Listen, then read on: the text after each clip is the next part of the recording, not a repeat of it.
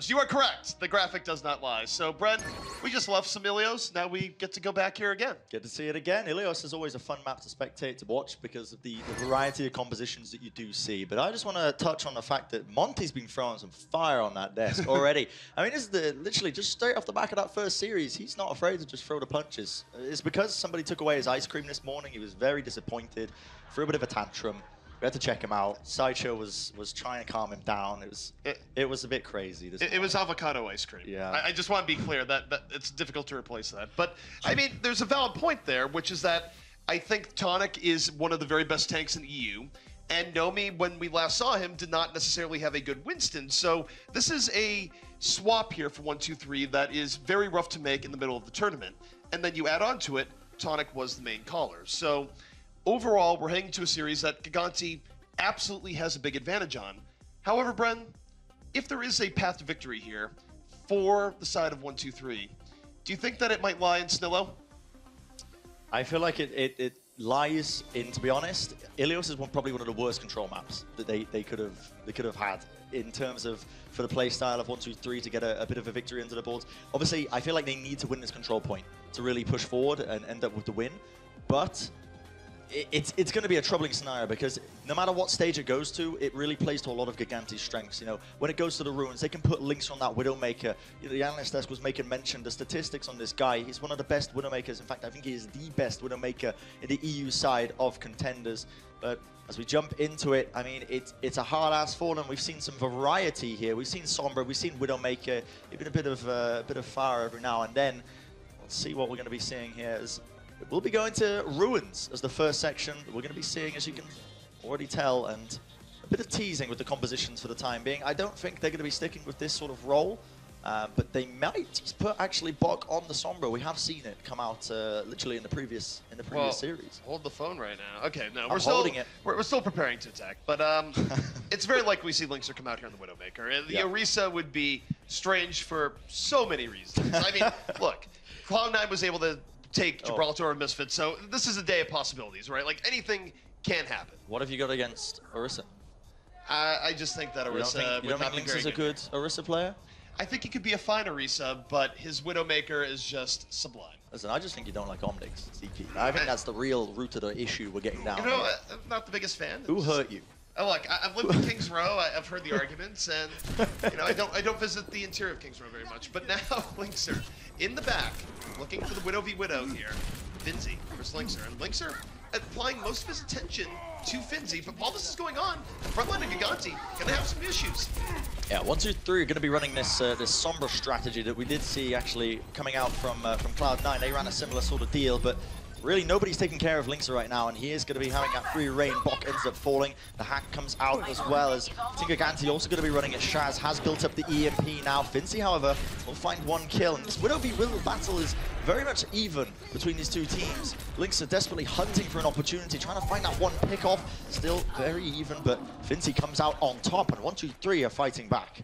And that was just difficult for Linkser, where even though he had some of the best Widow stats throughout the regular season, not quite able to get into his groove. And part of that is that when you first get to a live event, it takes a while to just get your muscle memory back where it should be. And we'll see how long Linkser needs to warm up as the fight is engaged here once more. Davin has a pulse bomb ready and waiting, just waiting for the right opportunity to unleash it. Still, the point's starting to get capped up as well. Now, see Ultima's coming online. A bit of a disengage by Gigantti, just trying to bait them out. Still putting in a bit of damage, but Finzi is there, ready and waiting. Davin ends up going down. Big Goose, however, gets the D-Mech there onto Happy Cool, which is going to be a big help for them. In fact, Big Goose looks like he wants to try and take the 1v1 against Finzi here. He's trying to wall climb his way up, ends up eating a bit of damage there, but Bok also ends up going down. Linkser picks up the double kill for his team, and this creates an opening for Gigantti now. If they really capitalize off the back of this one, they could look to try and take the fight. However, still continues on as ultimates are starting to be used. There's no win for Gigantti, but they haven't gotten the kills they need to decisively take this point. And in fact, Snillo, he's going to fall here early on, not able to get what he's looking for as Fraggy now tries to set the stage for Gigantti. Gigantti moving in and around, but they're not getting the kills they need here just yet. It's been back and forth, not very bloody. And in fact, it's Tactical controlling space here as Finzi continues to lay in shot after shot. Feels like they don't really know how to deal with Finzi, other than they're trying to leave Linkser to win out the 1v1s, but Finzi has just been left to just pick off these targets over and over again. And it's a real struggle now for Gigantti because they are still running the Diva, but they're running into issues where they're losing a player every now and then. However, Gigantti have now built up a ton of ultimates. They've got a sound barrier, they've got the self-destruct. They need to utilize these in the correct manner. They're going to be moving in with the sound barrier. Bot does not have the EMP to try and negate it, so Gigantti already picking off a few kills. This is looking like a better fight for them so far.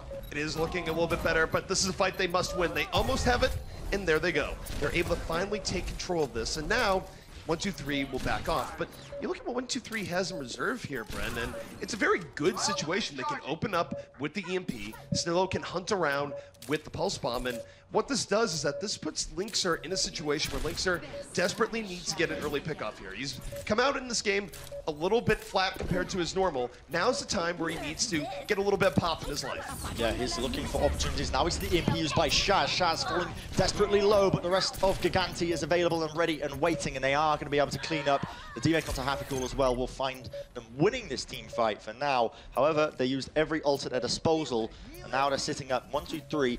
Remember, sitting at 98%, and now as soon as they start to build up these ults, they've got a big amount of time that they can just really chew up, wait to build all of these ultimates, get them online, and then if they just win one team fight, that'll be the first round going their way without a shadow of a doubt. This should be 1-2-3's round right now if they play this right. They have a huge ultimate advantage between the self-destruct, primal, and EMP, but oh, Linkser evens the odds, comes alive when it matters, takes down Finzy. 1-2-3, they're still gonna dive into this fight, but they don't have the Widow pressure they did before. They're not able to convert on those kills as a result.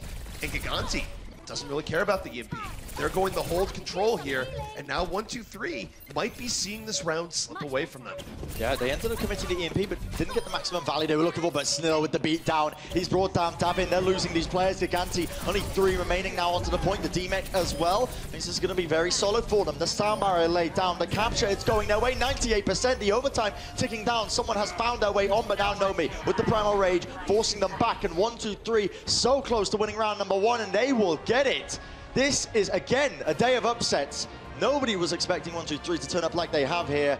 And oh boy, we're getting these extreme close-ups of Finzy. He's looking good.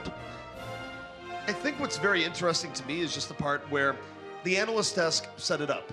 We saw it throughout the entire regular season that Linkser was the best Widow. Great Widow play. Didn't quite happen there, was outdone by Finzy. And now, Gigantti stuck in the situation where they have to win 2 rounds in a row.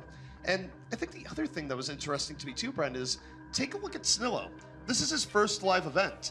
And there's always questions about, well, how are you going to do in your first live event? Yeah. That was a pretty good opening.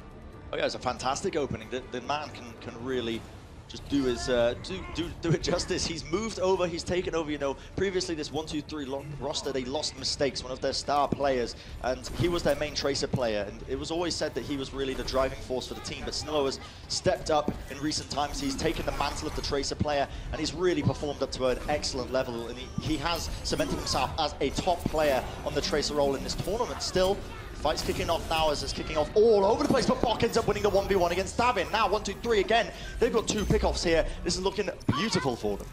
And Nomi, even though he was under focus fire, he was able to get out of there. Doesn't fall early on. The focus fire continues. This time he's taken down, but the extra time he lived was crucial. 1-2-3 is still able to get control of the point. Gigantti had to dive on the Nomi once more.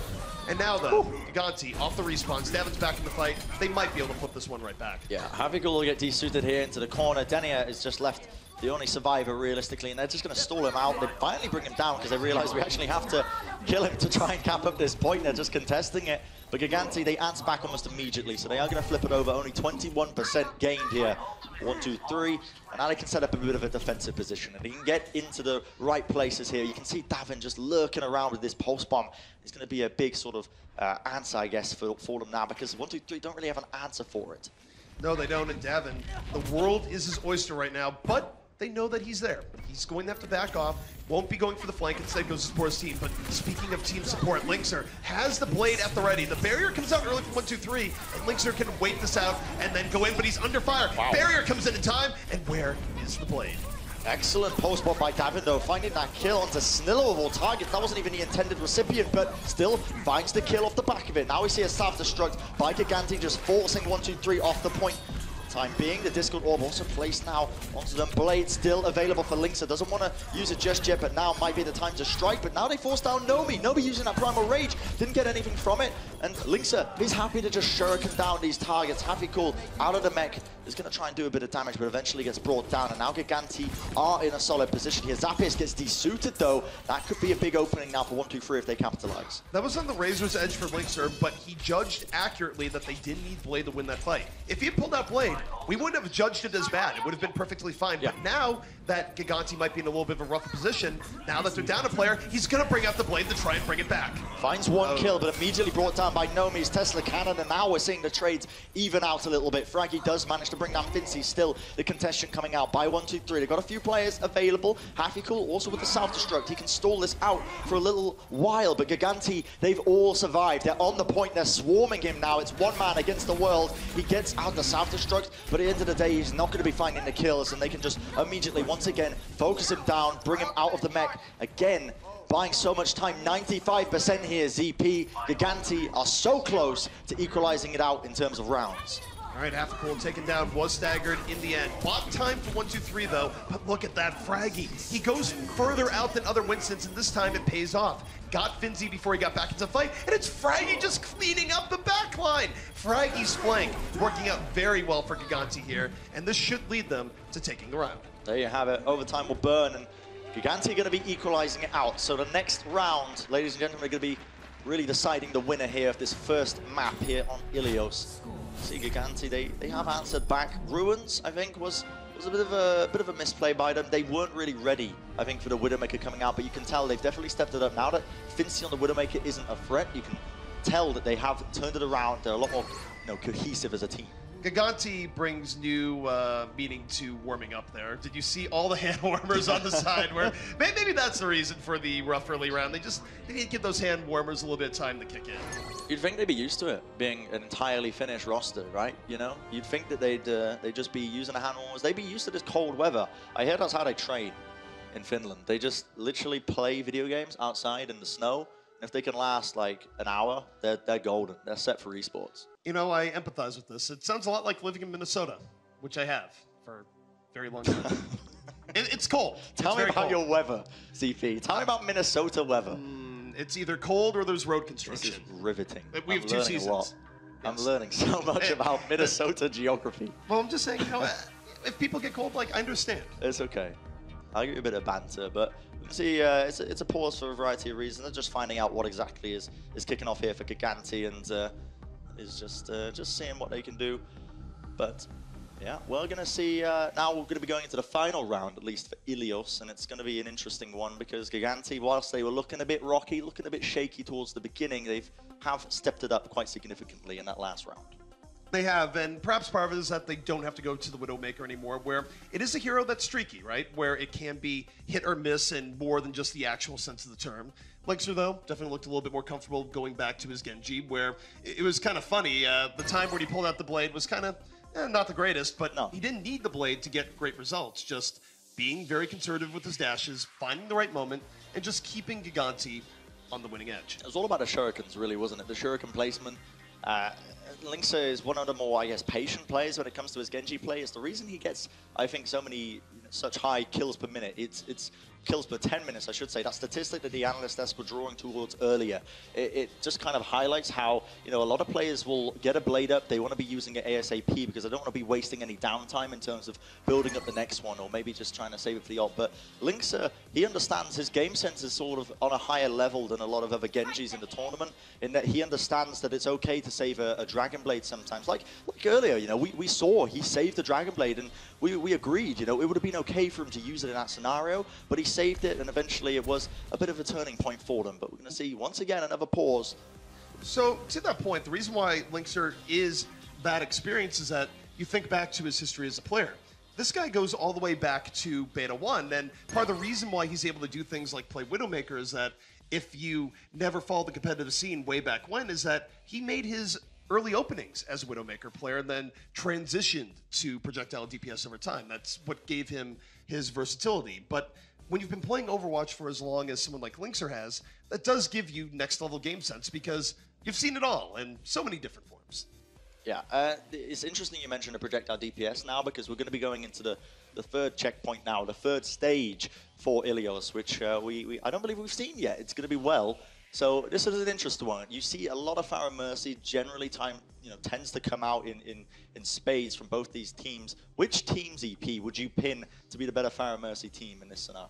For this, got to give it to Gigantti. I think Linkser, if he decides to go for it, can definitely make a good showing. And you've just seen a lot of flexibility from Gigantti as a whole over the course of the tournament, where they're experienced. A lot of the players go way back. It's not just Linkser, right? We spent some time talking about Linkser, but you have a lot of old NIP expatriates where they were in the game going all the way back to the beginning. Yeah. So there's not much you can throw at this team where they won't have an answer at this point. So it's interesting, actually, that we might potentially see the Pharah Mercy, because in terms of regions, in terms of play, NA, they love the Pharah Mercy. They have a lot more Mercy players in general. I was talking to the teams, actually, on the bus this morning, and they were bantering, saying, like, why does the NA region play a lot more Pharah Mercy in general? And the answer they gave me is because they're like, oh, just Mercy's just a difficult hero to play. You know, you have to press shift every now and then. It's really difficult. They were giving me some sarcastic responses. Not like I'm just trying to improve here, you know. Maybe you're just interpreting his sarcasm, and they really do respect the game sense that goes into it. But now we're heading back into the well stage here, and it's going to be HappyCool onto the Pharah. We usually see HappyCool more on the off-tank role, but he does pull out the Pharah and Genji from time to time. And so far, 1, 2, 3, they're controlling space as Linkser on the Genji gets taken down. Yeah, immediately brought down as well. These damage boosted rockets are just absolutely obliterating the back line. HappyCool finds another one onto Shaz, but however, because he answers back, the boop onto Nomi will bring him down. And Gigantti, they're looking to even this one up. They're focusing on the ground wall, not really paying attention to HappyCool, just kind of ignoring him and trying to see if they can win out these team fights otherwise, and it is working in their favor. The point is starting to get capped up. They need to start to pressure these players a little bit more now. HappyCool's going to be leaping in, and the rest of his team now, it's more than enough time for them to come back in, but now Linkser, he's back up. He brings down Denia, and he's looking for more. This is one of the age-old strategies in dealing with the Pharah, which is that you don't deal with it. You fight the team underneath and go from there, and they're saying, HappyCool, feel free to come in and beat us, because so far, he hasn't been able to do it. Late Barrage comes in, and, well, he gets fraggy, but not much else. That might be the signal that he's actually going to be swapping off here to a Diva, or something that might fit 1-2-3's playstyle a little bit more. We'll see if he swaps, but for now, Bren, it's looking like they will be sticking with this Pharah Mercy. Yeah, I imagine they want to stay with it because Bok has built up a decent amount of ult percentage already, and you don't really want to be switching off because you don't particularly want to be running the Mercy in the current patch that we're witnessing with no Pharah, because generally they do go hand in hand. Especially on the well section here of Ilios, but Gigantti now have built up ultimates. In fact, Linkser, he is saying it's time. Nice kill there onto Bok, brings him down. That's going to be taking the Resurrect out of the fight. He was very close to it, but that unfortunately will be the only thing he gets. Snillo answers back, and now the beat is dropped. The beat is dropped. 1, 2, 3, trying to hang in here as Shaz moves in with the Transcendence, keeps the majority of Gigantti very much well healed here. The fight's gonna go a little bit more indoors as Nomi goes too far in, gets a face full of Zenyatta orbs, and Gigantti they disengage, let 1, 2, 3 go a little bit too aggressive, punish it, and roll back in. They've already picked up the kills off the back of it. You know, Linkser, and again, we were talking about this earlier, but his Genji, he doesn't really need the Dragon Blades to get a lot done. You know, he might not have the best Dragon Blades in this series at least, but he is very accurate with the Shurikens. He's very accurate with the Swift Strikes. He brings down the players. Question is, though, can Gigantti hold on now? Because 1, 2, 3, they built up 5 ultimates. Denia is the only one missing it, and now this is an excellent opportunity for them to move in. But here's that quick replay of Linkser earlier, just cleaning up with the help of his team, just putting in the damage. But all this is going on, the game is kicking off. ZP, the fight is continuing. The fight is continuing. Fraggy a little bit far out, punished by Nomi here early on. Nomi invests the Primal Rage, but it keeps him alive, lets him keep the pressure on. Linkser in very serious trouble, 21 HP, that's it, and yet he's healed up. The blade is back out. You gotta finish your play because Linkser's coming back in, takes down Denia, and makes it a double kill. What a play by Linkser, who was so close to death. And Bok, he used the Resurrect, but it didn't catch on to HappyCool. They didn't bring him up. That was what they were looking for. He rushed it a little bit. It was a solo res. The overtime ticking down. That might have just cost him this game. Gigantti still alive. The beat is dropped onto Denia, and Denia alone as he looks for the options. The self-destruct will connect onto Finzi. It takes him out. Davin is on Bok's tail once again as the overtime will burn down Denia, and HappyCool, the last men standing. HappyCool brought down, and there you have it. Gigantti going to be winning map number 1 in this series.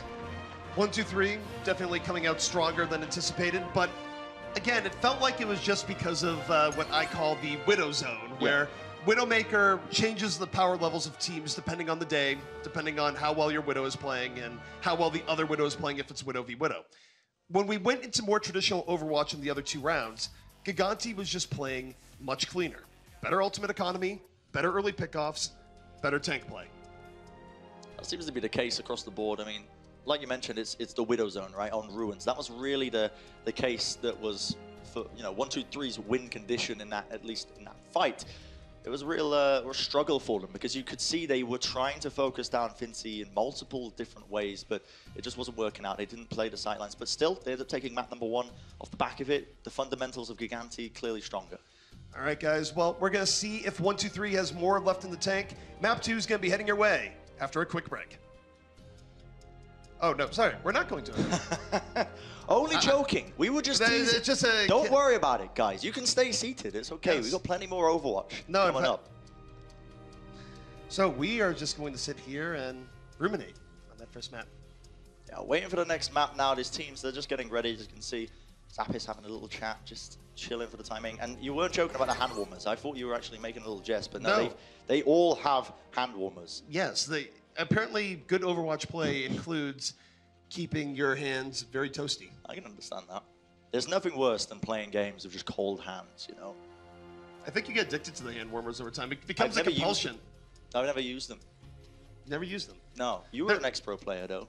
They're quite nice. I never actually used them while playing professionally and other games, but I have used them at events, and I just sort of go there as like, I know these aren't for me, but I'd really like toasty hands. You're just going to steal them from Gigantti just after this game? You're going to be breaking into the hotel rooms and seeing if you can get into their stash of hand warmers? Is that the case? Maybe I've already done that. But I know what you're up to, ZP. I spent 6 weeks with you in Colorado, lad. I know what mischief he gets up to. You don't want to leave him alone. It's quite a bit. It's a problem. All right, guys, so let's take a look at what the next map is going to be here. Will it be Eichenwald or... Nope, it's going to be Eichenwald. It has been answered for me. And, Bren, we're going to the castle once more. Yeah, so again, we mentioned it earlier, Eichenwald is an interesting map in terms of the strategy teams can employ. It's going to be 1-2-3's map pick. They clearly feel that they're reasonably comfortable on it. I find that a bit questionable, given the fact that they are missing their main caller. They're subbing him out for Nomi. Tonic is not playing for them. So in a lot of ways, Nomi is going to be a bit, uninitiated when it comes to knowing the set plays that 1-2-3 love to play. In a way, it's a bit questionable because you do need a bit of a degree of, I guess, cohesion when it comes to playing on Eichenwald, especially because it does get a bit more tactical in the later stages. Well, the interesting thing is, too, is let's draw a parallel here, where when we talked with Cloud9 about their troubles, they said, look, we haven't had the same roster altogether. It makes it more difficult for us to perform on hybrid. And, of course, in this case, where your main caller is gone and you're relying on a new main tank, this very well could be a trouble area for 1-2-3. Yeah, so Control is a bit deceptive, I think, in terms of what 1-2-3 are currently playing at, because it's very much a symmetrical sort of game mode. It tests the fundamentals of engaging and disengaging, which you can just kind of run with substitutes and whatnot. But when you actually get into these game modes like Eichenwald, we're going to be moving into the hybrid section. This is when you do need these set plays. You do need these set strategies. And I feel like this is where we're going to be seeing that them missing Tonic is going to start to hurt. There's no doubt about it. Control is sort of one of those situations where you can do a little bit more freelance. Everyone knows the basics of Control. It's about getting clean engagements, and the terrain of the map is straightforward. You get full resets all the time. Hybrid, Escort, Assault, it's more push and pull. There's more coordination involved, and it can be difficult to adapt when you're working under situations like 1-2-3 is, where they're missing such a key part of their team. So I mean, the best aspect of Eichenwald as a map is actually that you do see a whole variety of heroes being ran across the board. Different stages favor different compositions. You see in the second stage a lot. It's very open, as you can see on your screens right now. Lots of high ground, lots of gaps to cover. So you do need those heroes with mobility, with movement to really get around the map. But the first stage, and especially the last stage of this point, you can run a lot of these Reinhardt-based compositions. You can run the Reinhardt to really just use those shields. The Zarya as well. A lot of opportunities to get off solid Graviton surges. We've seen some excellent moments in the history of Overwatch with the Zarya plays. The Graviton surges kicking off all over the place. Alrighty, well, we are back in, and now we get to see what the Gigantti defense is made of here. And we talked about Linkzr's versatility. This is a point where Tracer Soldier is very commonly used on the defense, and the reason for that is the Soldier can be well protected into the back. It's a pain to dive in on him. He can deal tons of damage while that goes on. Meanwhile, if you're worried about the Soldier, you have the Tracer in the back line just ripping you apart. So it's a double threat here coming out from Gigantti. See, Links are just showing off as well, just doing some press-ups in the middle of the road. He's going to get in some early damage to that Helix Rocket, just see if he can build up a bit of ult charge. Now we're going to see 1, 2, 3 starting to roll out. They're going to be running with the triple DPS. No Diva in sight. Happy Cool on the Genji, Snillo on the Tracer. Overwhelming damage is the name of the game for 1, 2, 3 here. They need to try and break down these shields, break down these barriers, and see if they can get a quick pick-off to cement themselves into a capture. All right, 1, 2, 3, getting through the initial archway here pretty early, which is weird when you're running a Reinhardt comp. Normally, Reinhardt comps like holding a little bit far forward, making it a little bit difficult to move in, but Gigantti, they're holding this back. They're letting 1, 2, 3 move in, but now they're trying to make it difficult on this last part here, where they're still hiding behind Fraggy, but look at that, nobody's gonna dive right in off of that half-cool pickoff, and the assault has begun. Already, they pick up 2 quick kills. 1, 2, 3 looking very dominant so far. Still laying in the damage. Fraggy incredibly low, and this is the danger, right? Gigantti as a team, they love to run these Reinhardt comps alongside the Zen, alongside the Lucio, but the danger is that you don't have the burst healing from, let's say, an Ana that teams normally run to really cement it. But Fincy popping off Helix Rockets, beat downs into the face of Davin. He's easily going to be able to find it. They are going to get this capture. Still a bit of contention coming out by Zappis, but ultimately he's going to be meeting his maker. And I believe the game plan there is he is going to be switching off the Zarya. That's why he was running into them just in the last minute. And indeed, yeah, we see him moving over to Diva. So we're going to see a change in composition by Gigantti. They recognize they need a bit of mobility. The interesting thing there is that you might very well be seeing Zappis go back to the Zarya as they get into last, if they get to last. For now, though, Gigantti wants to protect Linkser here in the back. Linkser is going to stand the 76, using some of the highest high ground in the game to be his perch, laying in the damage to 1, 2, 3. However, you take a look at 1, 2, 3 as they move in here. Cool, he's very streaky with his Dragon Blades, but what a boon it would be for him here if this worked, and now he dives right in. He goes in with the blind Dragon Blade, Reflect forced out. Linkser will be falling though, and Shazzy finishes him up, equalized out. Gigantti end up using the sound barrier as well to try and win out this fight. Fincy's Tactical Visor is not going to get absolutely anything, and still Fraggy happily just running down these players with the Tesla cannon. He's already picked up a couple of kills, and he is the frontliner for Gigantti for a reason. This man, his Winston gameplay, you know, we have to mention it. It's been stepped up in recent years. It used to be that they just weren't comfortable on it, but still, this team fight continues. There's going to be the Transcendence actually forced out of Gigantti towards the tail end of that fight. I don't know if that was actually necessary. It seemed a bit wasteful to me. They had already won the team fight, but clearly they really prioritized, I guess, not dropping anyone at that moment. What I found was very interesting there is that you saw the Transcendence come out from 1, 2, 3, even though Cool was nowhere near the Zenyatta, and they had Sound Barrier about to be back up. I think it would have made a lot more sense to just give Denny a minute or two for the barrier. But now, next fight is underway. The barrier comes out early from 1, 2, 3, and they punish Gigantti, where they've swapped off with the Soldier. They go to the Genji, and Linkser gets very little. Really, the barrier ruining his day. And now Fraggy can try and equalize by flanking from the back. Yeah, this is a classic Fraggy play. He doesn't initiate in with his leap. He just walks around the map until he finds the targets. And look at this, he's run straight into them already. They're forced to run around the corners. The Primal Rage used by Fraggy to really try and win this one out, but he's already got 2 kills for his team. He falls incredibly low as the rest of 1, 2, 3 were just laying in this damage into him. But he is back to the safe clutches of his team now, and they can reset, they can regroup, and push in a 6 now, as we see 1, 2, 3 looking to try and take this checkpoint here and now. They're all clumped up. Here comes Cool from the skies. The blade is out. 1 so far. Looking for more. Slices through Fraggy. Dashes back in, and with the aid of Nomi, it's a clean sweep for 1, 2, 3. Getting so close now to breaking down this castle door. That's the danger of that second checkpoint, I guess, in terms of really trying to cap it out, is that you are forced into these 2 tiny choke points to try and defend this one. But Gigantti, they back off for now. Not going to be switching up the composition. In fact, sticking with this Diva Winston, contrary to what we were initially thinking. But the answer here is Linkser. He's got his Dragon Blade built up. That's the man you want to be watching right now, seeing what value you can get out of it, as 1, 2, 3 are looking to really just roll this cart as much as they possibly can. And Linkser taking to the skies, a little bit under pressure to flex back. Has the blade up, doesn't want to throw in the Transcendence. He's gonna wait. Now there's the barrier, and here comes the blade. Moving right in, doesn't quite get what he's looking for. Juked on all sides, and though he finds the clump at the end, he doesn't have the dash to follow it through. And 1-2-3, perhaps now starting to turn this back as Gigantti might have dove a little bit too far. Yeah, they went super aggressive there. Now it might just work against them. Hafikul is finding so many picks right now off the back of this. Already 3.5 minutes secured. Gigantti forced to make some changes. Linkson now, he's moved over to the Junkrat. He realizes he needs some trump card to try and stop them from pushing this card all the way into this final checkpoint. But 1-2-3 are not slowing down. Again, I never mentioned Hafikul, he has the blade ready, and this is going to be dangerous for them. If he gets away with murder here, if he finds these kills, Gigantti don't really have anything to stop it, but here he goes, leaping in, he brings down Linkster, he's looking for more with the blade, tries to get the demake, but that will force out the self-destruct, and now Gigantti are equalizing it, they're finding the kills off the back of it. Gigantti able to hold on there, Hafikul's blade not quite getting what he was looking for that time. And again, Hafikul plays... a little bit of Castlevania there, it's no problem. He is an expert at dealing with platforms. Finzi will be rolling right back, but key time was bought there for Gigantti, Bren. Yeah, absolutely. They needed to really secure themselves here, but again, we see a switch up in composition. Gigantti have immediately read this. 1-2-3, they switch to the Rhine, they switch to the Zarya, they've got Hafikul on the Junkrat now, and Gigantti have answered them back with the exact same composition. Clearly, Fraggy very comfortable with his Reinhardt gameplay. It's the one role he was known for the most. You know, he is outstanding at this one hero. He's known as one of the best Reinhardts in Europe. We're about to potentially see why. All right, Fraggy, not close to the Earthshare yet, but able to get away from that pulse bomb. Now gets pooped in. You don't want to throw Fraggy into a fight. He's looking for the fight. But as that goes on, Linkster falls into the back. Snillo starting to cleave his way through, creating the key distraction for 1-2-3.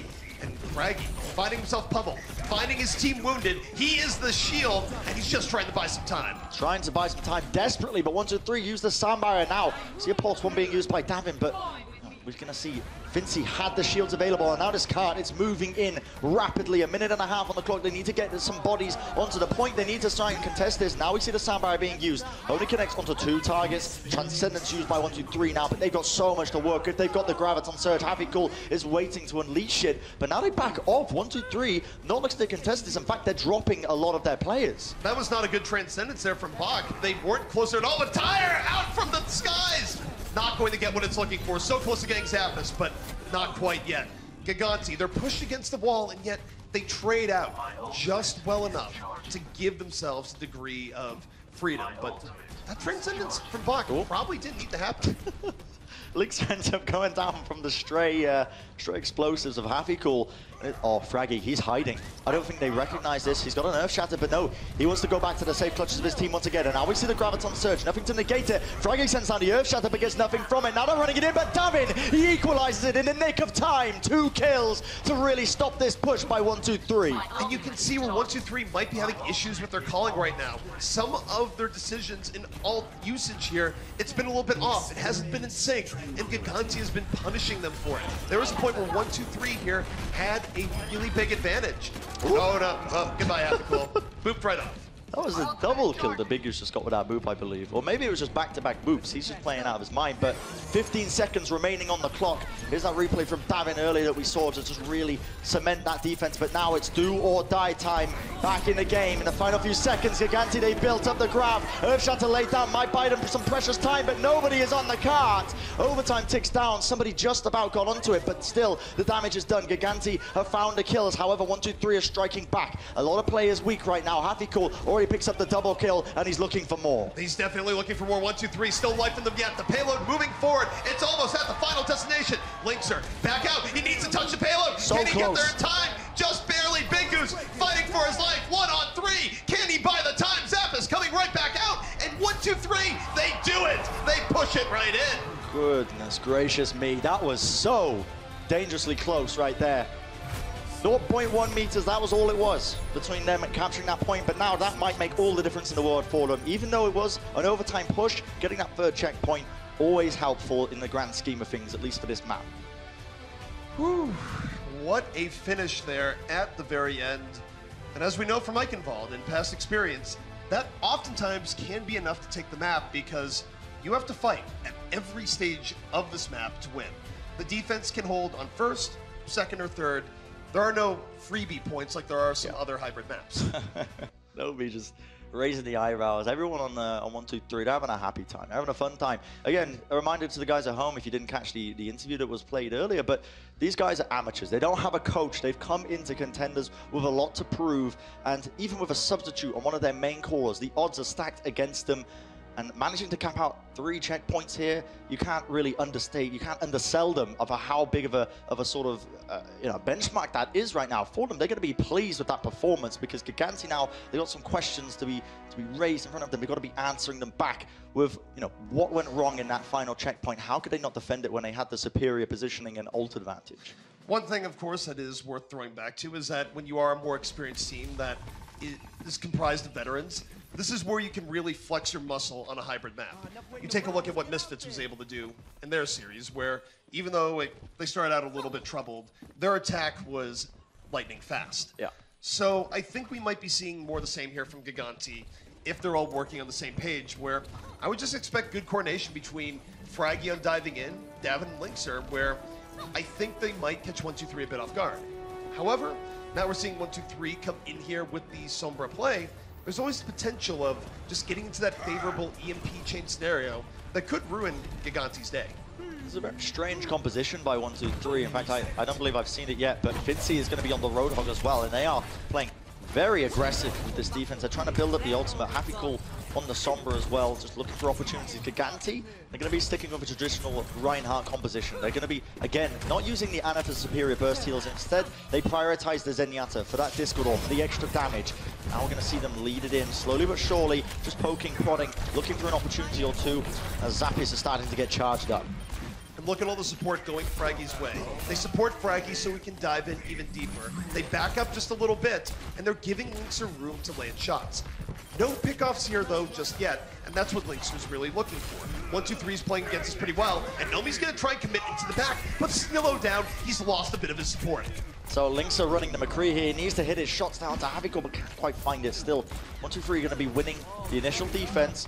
It's a very slow sort of attempt there. Fincy with the hook as well will finish him up, but Linkser on the McCree here is very much a tactical choice in terms of what they're up against, because McCree is very much a soft Sombra counter. You use the flashbang to really prevent her from trying to relocate away and getting away with murder essentially in the back lines, trying to prevent that EMP, and sometimes that flashbang can mean the difference between winning and losing team fights if you get it off soon enough. So that is the game plan for Gigantti. The trouble is, they took so long with that fight that now 1, 2, 3 have built up a whole load of ultimates, and now they're going to unleash some ZP. The EMP opening the fight, 1, 2, 3 diving in. The barrier coming out after to save those who have yet to fall. And now they've traded out. Fraggy is out, but so is Snillo and Linkser. Time to shine, moving right in. It might not be high noon, but it might not matter as Linkser picks up 3. There's some dirty shots kicking off here in the arena, ladies and gentlemen. Linkser popping off for days. These headshots consecutive time and time again, and he set it up right from the beginning with that dead eye. This will mean that Gigantti are going to be able to get this capture point now. Look at this replay, man. This Graviton Surge, excellent. Collected the targets that they needed. Linkser, meanwhile, was happily just holding his own in the back lines, and it's going to be a very quick capture here for Gigantti, and they can roll this forward. Linkser was considering switching off the McCree, but it looks like he is going to be sticking with it. Oh my god, it's just filthy. Linkser right now, so much room to work with. Headshot after headshot. Now, gotta remove Lucio from the payload. He's delaying things out just a bit as Gigantti goes, oh yeah, we have to push this, don't we? But push it, they shall. The thing is, they're baiting them in. Fraggy was so low there that 1, 2, 3 hard committed onto him to try and bring him down and retake that team fight. But Gigantti, they peeled so well for him. Zappis made the switch over to the Diva now, which is excellent for trying to keep your teammates alive. The defense matrix, even the boop from your boost on the Diva is excellent at trying to mitigate a lot of it. And now he's got the Earthshatter ZP. This is what he's waiting for. And Happy Cool gets booped with the EMP. That could be big. That could be very big indeed. The EMP is a key part of the 1, 2, 3 strategy now. They don't want to engage at all until Happy Cool is back in.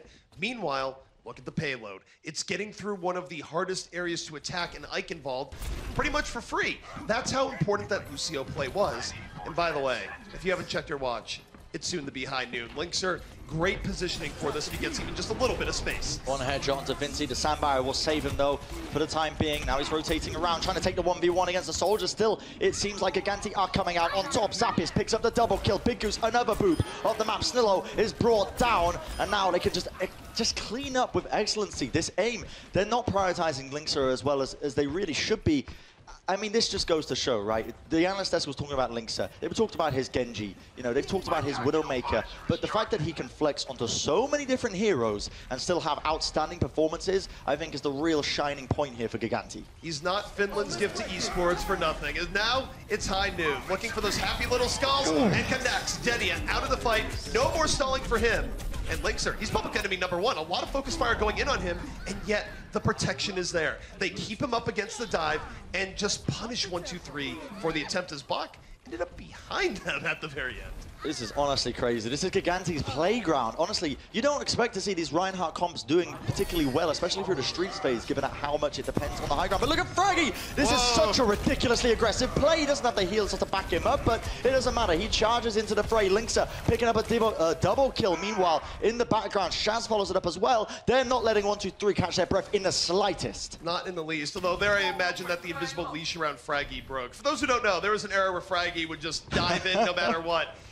Just imagine all of Gigantti just holding him back at all times. Well, he broke his restraints. He ended up dying. That's old school Fraggy right there, just leading it in. But we're seeing ults used now. So Vinci is using that tactical visor to see if he can get some kills, but he does force it out. Now Fraggy with the Earth Shatter. He finds it onto Nomi. The pulse bomb laid down. He's going to be forcing out the Primal Rage right now, but Nomi's already down to half HP. Still 1-3, targeting, fighting back. Vinci still alive, finds a few picks here and there, but links it again. He's in the back. The headshot onto Nomi brings him down with the main tank missing ZP. This is an opening for them. And the key here for the McCree is that McCree's also one of the best cleanup heroes in the game. If they get an early pickoff, Linkser can just crush the spawners as they come out of their spawn area. So getting rid of Linkser here is important for 1-2-3 just because you don't want to give him these uneven number situations. Deadeye is up, looking for anything. Will he find it? Not quite yet, but finds Denia with just a flashbang in execution. Yeah, straight up combos kicking off all over the place, and they're finding more picks off the back of this. In fact, 1-2-3 are so pressured, they're forced to use the nano boost onto Snittle. That'd be cool. Desperate plays, I should say, and it works out in their favor. They get the double kill onto both the tanks. However, Linkser is not being taken care of. Davin, meanwhile, destroying them in the back lines. Bok ends up falling again. Still very much winnable. Pulse bomb laid down, won't find the targets, but 1-2-3 are forced to use the sound barrier, and still Gigantti, they look to pressure it now. Gigantti keeping up the pressure. You gotta deal with this cowboy in the back. Davin might be the threat in the front, but he's just getting so much free damage. They can't get on him because of the shield. This is ridiculous. And now he's going for the high ground. This could be the final high noon. The Deadeye from above. He has it. There's the Graviton, and here comes Linkser. Where's the finish? High noon coming there in. Double kill with the Deadeye. A last-ditch effort from, we see Fraggy. He lays down the Earth Shatter, but goodness me, Gigantti, they get a minute 30 on the clock here, ZP. That's a lot of time to work with, especially when it was an overtime push for 1-2-3. Well, what it means is that we just go straight to another attack here for Gigantti. Yeah. So now 1-2-3, they're playing for the draw. They cannot get a win here at this point. Their best hope here is they prevent a single tick on first, and that will be it. But easier said than done. However, if you look back at the first attack we just saw, it was a reasonable defense from 1-2-3. If they were to sort of put that in a bottle and do it again, it would be a draw. It was decent. I think part of that was how passive the Gigantti were approaching the defense initially, and it did cause a lot of issues for them because they could just wait to get picked off. But you know, 1-2-3 looks to be early days yet, but I imagine they might stick with the similar composition as before. As you can see, these players just practicing, calming up. You know, they're just calm, cool, collected. Everyone on the teams, honestly, 1-2-3. I thought bringing in Nomi, the team seemed reasonably confident. The fact that, you know, losing your main caller is often a massive blow, but Nomi hasn't been playing as particularly awful as the analyst desk might have expected, because they were calling him out. They were saying this guy hasn't seen professional play for quite some time. You know, it's been a good amount of months between, you know, when we've last seen him play, and there's been limited scrim time as well for 1-2-3 to really mesh with him, but it's not as bad as it could be. All right, well, the offense for Gigantti underway. One tick of the point is all they need. Although Linkser just gets sniped from downtown. I'll do it. That buys some good time for 1-2-3. That gives them a good 20 seconds. Although, don't tell that to Gigantti. They're still probing for weakness right now where they go, if you guys want to go too far deep, we'll punish you. But still, they've got the threat of Happy Cool into the back as well. I mean, he's built up a decent chunk of his EMP already, 30% counting. Now they can start to move forward slowly again. They've got a minute left to really work it. Bigu's falling quite low. Gonna have to get healed up now, and a lot of charge on Zapis, already 40% of waiting still, just trying to build up a bit of an advantage for them. They only need a single tick. He's mainly been playing this Zarya to try and essentially use these shields to block away from 1, 2, 3, you know, trying to purge off the hack almost, but see them moving in. Fraggy getting very aggressive, the shields placed on and the damage mitigation is there. And Gigantti, they're just grinding this out, winning the poke battle, eventually putting 1, 2, 3 into bad situations, and look at how damaged the tanks are. Gigantti just gonna roll in, they sense weakness around, and now, Bren, they're so very close to taking the second map, they just need a little bit more. Yeah, everyone falling here, the ults were built up, and Gigantti, there you have it, they only needed a single tick on the board of that initial checkpoint. Gonna be the winners here at number 2, Eichenwald will be theirs. All right. Well, that is Eichenwald done and in the books. Gigantti definitely coming in strong after what was a little bit of a shaky start on Control. Yeah. They got out of the Widow Zone and they were able to bring things back. And even though 1, 2, 3 had some signs of life here on Eichenwald, I don't know if this was ever too much in question. And we also saw some great McCree play from Linkser.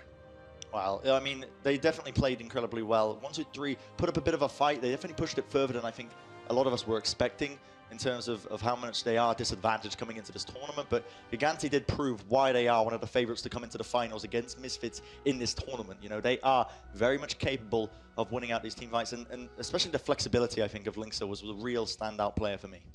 All right, guys. Well, that is the first half done and in the books. We're going to be thrown to a break. When we come back, Puckett and the boys will break it down.